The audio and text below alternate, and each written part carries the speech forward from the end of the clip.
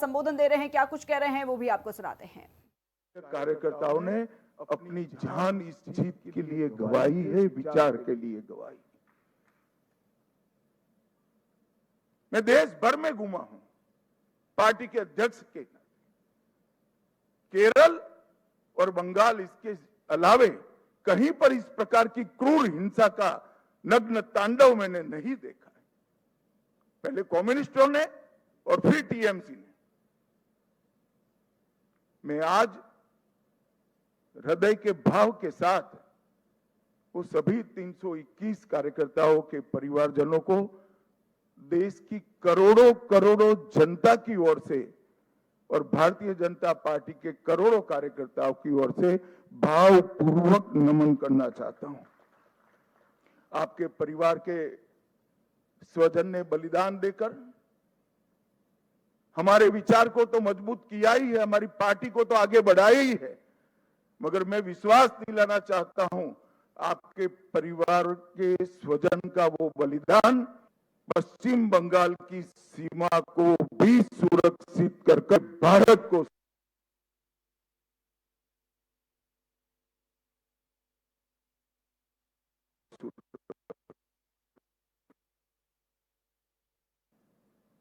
त्रिपुरा में हमारी सरकार है, असम में हमारी सरकार है और बंगाल में भी अब हमारी सरकार बनी है। घुसपैठ असंभव होने वाली, गौ तस्करी असंभव होने वाली है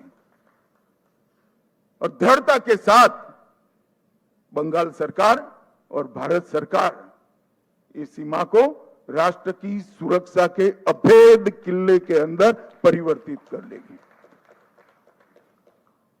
भाइयों बहनों, ये जो यात्रा हुई है, बंगाल की जनता ने हमें जन समर्थन तो दिया, गत चुनाव में भी दिया था, 77 सीट जीते थे, मगर इस बार जो जन समर्थन मिला है उसका आभार व्यक्त करने के लिए भाजपा के कार्यकर्ता के नाते मेरे पास शब्द नहीं है। हमारा विधायकों का जीत का एवरेज मार्जिन 28,000 है। 28,000 वोट से हम सब जीते हैं, एवरेज निकाल देता हूं। और 3 से 77, 77 से 203 की 207 की जो यात्रा हुई है वो अभूतपूर्व है। 23 प्रशासनिक जिलों में से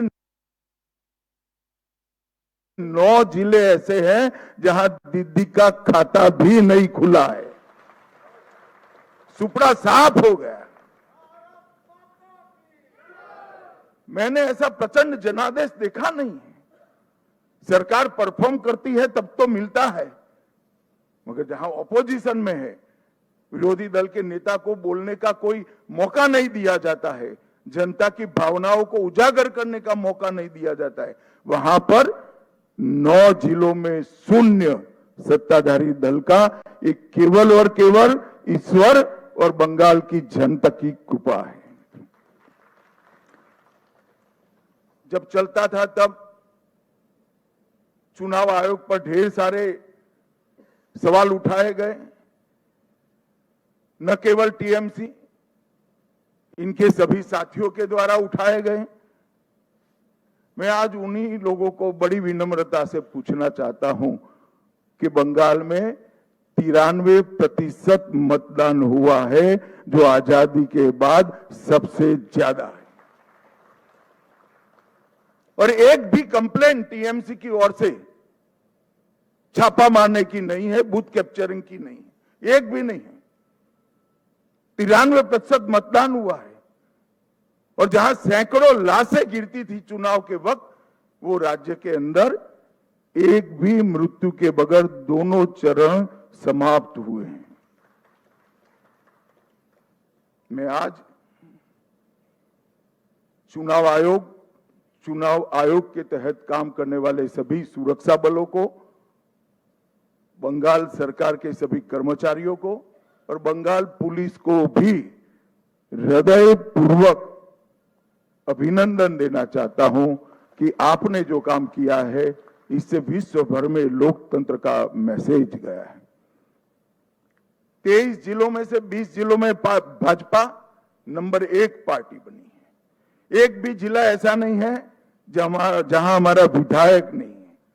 पूर्व मेदिनीपुर 16 की 16 भाजपा, झारग्राम सभी सीटें भाजपा, पुरुलिया सभी सीटें भाजपा, बांकुड़ा सभी सीटें भाजपा, दार्जिलिंग, कलिम्पोंग, जलपाईगुड़ी, अलीपुरद्वार सभी सीटें भारतीय जनता पार्टी जीती। और आप लोग तो जीते हो, मेरे लिए बहुत आनंद का विषय है, मगर भवानीपुर की जनता का भी मैं बहुत बहुत धन्यवाद करना चाहता हूं। शुभेंदुदा ने गत चुनाव में दीदी को नंदीग्राम में हराया था। मैंने दीदी का एक इंटरव्यू देखा था, वो कहती थी मैं इनके गढ़ में लड़ने के लिए चली गई। दीदी इस बार तो शुभेंदुदा ने आपके घर में आकर हराया है।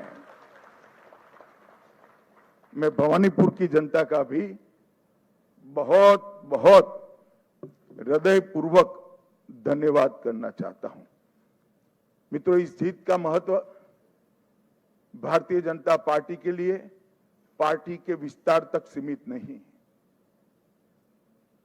इस जीत का महत्व हमारी आइडियोलॉजी के एक्सपांशन तक सीमित नहीं है। इस जीत का महत्व भाजपा एनडीए का 21वां राज्य आए इस तक महत्व नहीं है। ये जीत का महत्व है, ये जीत ने राष्ट्रीय सुरक्षा में जो सबसे बड़ा छिद्र था उसको भरने का काम किया है, वो महत्वपूर्ण है। भारतीय जनता पार्टी का वादा है बंगाल की जनता को कि न केवल बंगाल, पूरे देश भर से हम एक एक घुसपैठियों को चुन चुन कर निकालेंगे और देश को घुसपैठिया मुक्त करेंगे। और मैं आज इस मंच से कहना चाहता हूं, जो लोग कहते हैं ये ध्रुवीकरण का मुद्दा है, ध्रुवीकरण का मुद्दा नहीं है ना जी, ये देश की सुरक्षा का मुद्दा है। आपका देखने का चश्मा पीला है, इसलिए आपको सब कुछ पीला दिखता है। ये देश की सुरक्षा का मुद्दा है। मित्रों, जब भारतीय जनता पार्टी प्रचंड विजय होती है तो पानीहाटी की प्रत्याशी श्रीमती रत्ना देवनाथ, वो हमारी प्रत्याशी बनकर बंगाल भर में माताओं बहनों पर जो अत्याचार हुआ है वो अत्याचार का प्रतीक बनकर सभी माताओं बहनों को एक प्रकार से ढाढ़स बना। हिगलगंज की प्रत्याशी बहन रेखा पात्रा संदेश खाली के अत्याचार के सामने सत्याग्रह की प्रतीक, और औसग्राम की प्रत्याशी कलिता माझी, वो बंगाल के, कलिता जी के लिए ताली बजाओ जरा, बंगाल के दारुण से दारुण गरीबी में जी रही सभी बहनों के लिए एक आशा का बिंदु है कि हमारा भी प्रतिनिधि विधानसभा में बैठ जाता है। बंकिम बाबू के परिवार से भी बहन सुमित्रा चट्टोपाध्याय जी भी आज हमारे साथ जुड़ी हैं। और मित्रों, सबसे बड़ा बात यह है, सुमित्रा चट्टोपाध्याय जी खड़े हैं यहां पर, सबसे बड़ा बात यह है कि वंदे मातरम जो सांस्कृतिक राष्ट्रवाद की बंकिम बाबू ने की हुई उद्घोषणा थी, इसके 150वें साल में ही हमें ईश्वर ने बंकिम बाबू की भूमि पर सरकार बनाने का मौका दिया है। ये बहुत बड़ी बात है मित्रों।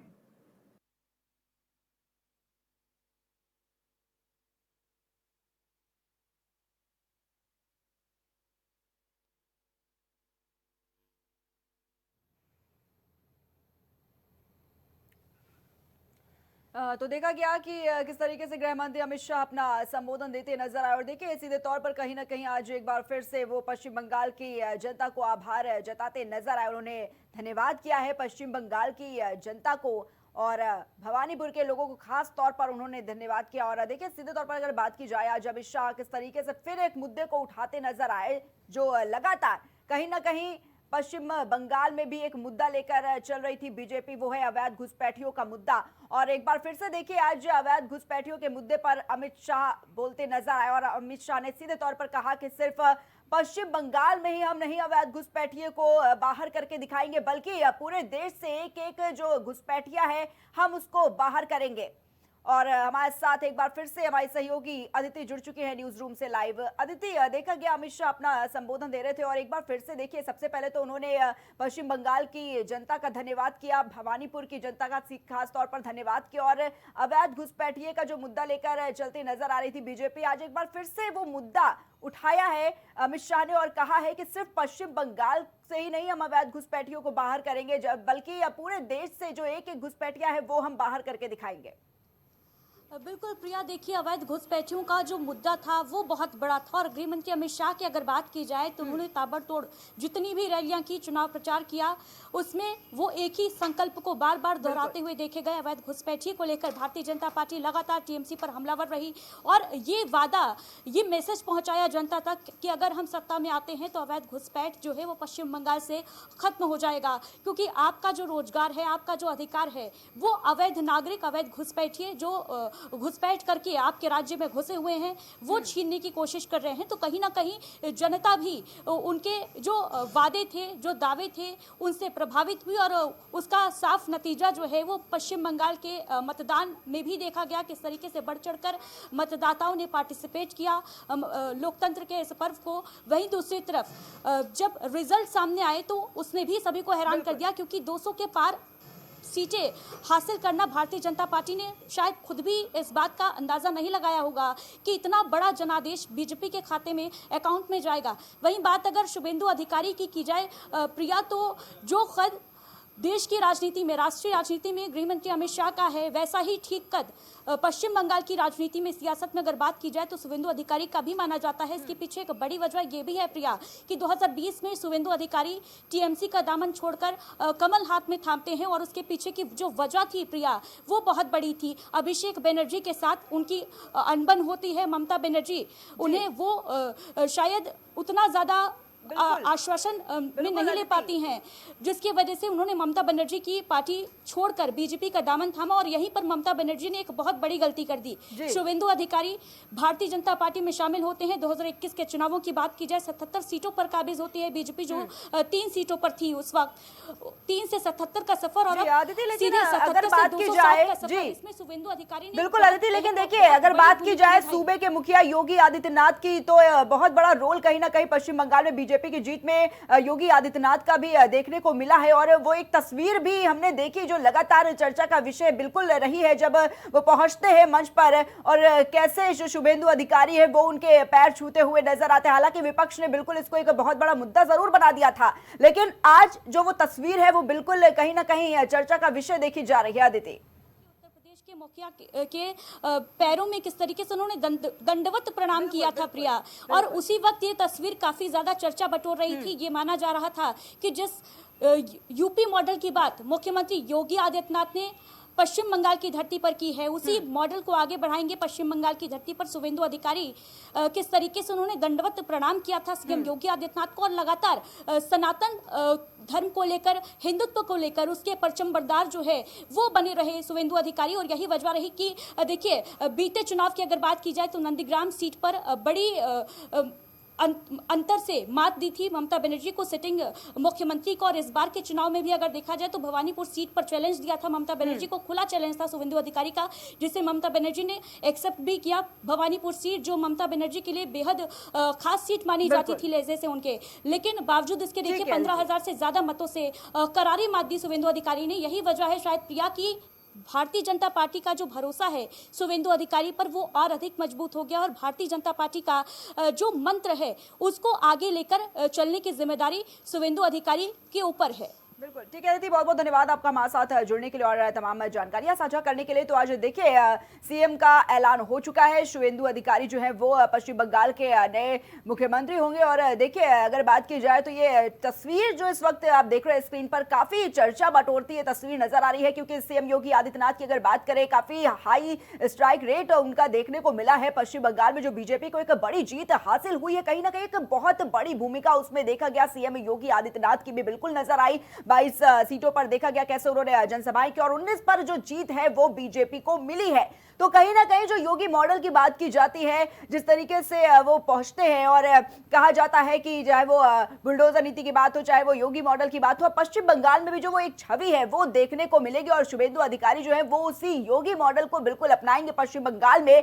तो फिलहाल अगर बात की जाए तो देखिए किस तरीके से भगवा में होता हुआ पश्चिम बंगाल नजर आ रहा है। और कल की वो तारीख, वो ऐतिहासिक तारीख बिल्कुल बनने वाली है। कल 11 बजे का वो समय जब शुभेंदु अधिकारी अपने पद की शपथ लेते हुए नजर आएंगे और शुभेंदु युग की शुरुआत है वो पश्चिम बंगाल में होती हुई सीधे तौर पर नजर आएगी।